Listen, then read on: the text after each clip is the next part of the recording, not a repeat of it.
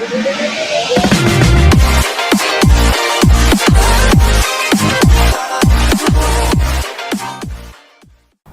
guys, welcome to Tech Center. Today I am going to show you how to add custom fonts in Adobe Photoshop CS6. So there are many fonts available. So to download the custom fonts, I have already given the link in the description below, so you can check it out. So suppose let's select the Poila font folder and just go in this folder, and you get a file here, open type font file. So you just have to right click on that file and you get an option here to install it. So you just have to install it, and the font installs in automatically it installs in the directory of Photoshop. So now to check whether the Poila font is installed or not, you just have to open your Photoshop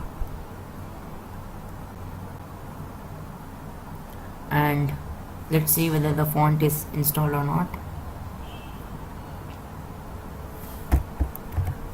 So guys, I'll just create a new project and let's write text in it and see whether the Poila font is there or not.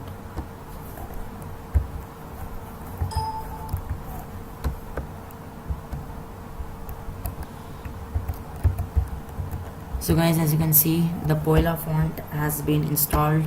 So you can also install any fonts. You just have to follow the same process and the fonts get installed.